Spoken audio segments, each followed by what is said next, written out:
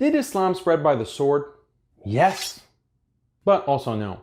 Islam spread across the globe through many means, including trade, diplomacy, proselytization, and yes, military conquest, or what's known as jihad at-talab, or offensive jihad. The largest expansion of the Islamic Empire happened within 100 years of the Prophet Muhammad's life, peace be upon him, as well as the rule of the righteous caliphs. But unlike the military conquest of other religions like Hinduism and Christianity, the Islamic conquerors did not force the conquered people to convert to Islam. Rather, they were known as Ahlul Dhimma, or Dhimmis, which means the protected people.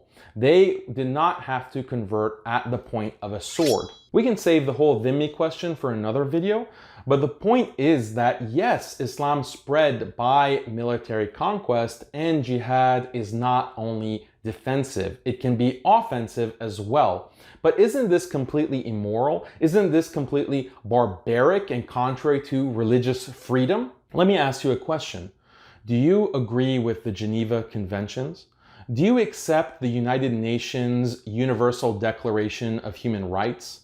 Do you accept the idea that international bodies have the right to enforce certain standards of justice across the entire globe? If you said yes, then you're not really a believer in religious freedom. You might think that you are, but it's only because when you hear the word religion, you think of things like Christianity or Judaism or Islam or Hinduism or Buddhism. But why don't we think of religion in more broad terms? Because at the end of the day, isn't religion just a set of values and a set of beliefs about the nature of the world, about good and evil, about the human condition? If we define religion in that very broad way, then things like the Geneva Conventions or the Declaration of Human Rights or these different international standards can be considered to constitute or represent a type of religion by another name. For the sake of clarity, why don't we put a name to this modern religion that is represented by the UN's Declaration of Human Rights, the Geneva Conventions, and all these modern secular standards that are being imposed across the globe? Why don't we call this religion First Worldism?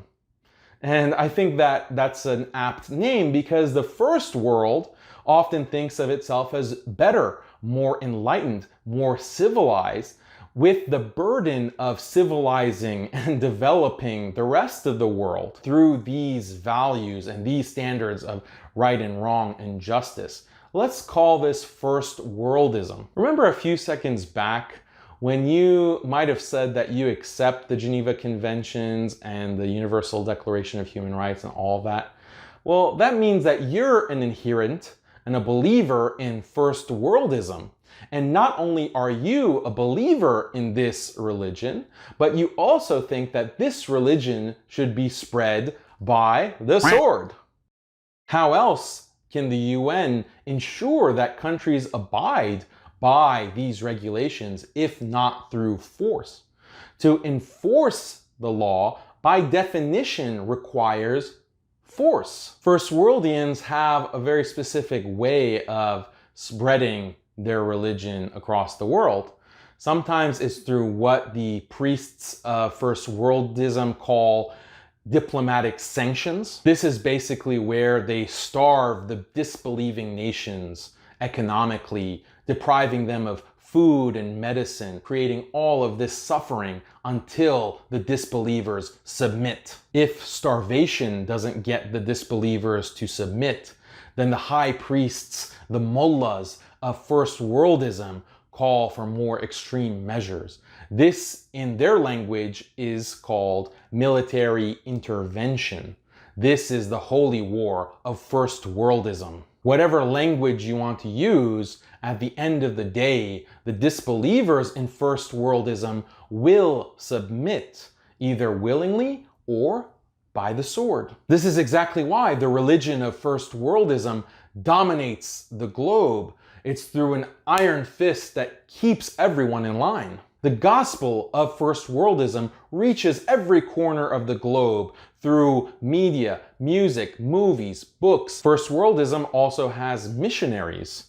They're called NGOs that go to all the different countries that need to be enlightened by first worldian ideology. All universities pretty much have first worldism as their official religion. But despite all of this control and all of this power, the most powerful thing about first worldism is that it's convinced the entire world that it doesn't even exist. The tenets of first worldism are synonymous with goodness, with justice, so that the adherents and the believers in first worldism don't even recognize that they're following a very particular religion, a very particular theology and understanding of right and wrong and human nature. First worldians think that all of their values and beliefs are simply universal. First worldians don't even recognize that there are many people around the world that simply do not believe in those same exact values, that same exact understanding of the world, that same understanding of what a human being is and what specific human rights are. But these disbelievers in first worldism don't really have a choice. It's either submit or die. So what's really the difference between first worldism spreading its values and beliefs through force across the entire globe versus Islam doing it? The first worldians don't really disagree with the idea of spreading regulations and spreading laws through force. The disagreement is just with Islam being spread in this way. This is just a case of good for me, not for thee hypocrisy. The high priests of first worldism have just tricked people into thinking that what they do in spreading their values is not by force, but what Islam does is spreading values through force. But really, it's kind of the same thing. The only difference is that first worldians want to think that their religion and their Sharia is the epitome of truth and justice, when in reality, Muslims know that their religion is the epitome of truth and justice. I'm not really going to be able to prove in this 5-minute video that Islam is the epitome of truth and justice, but that's not really the point of this video.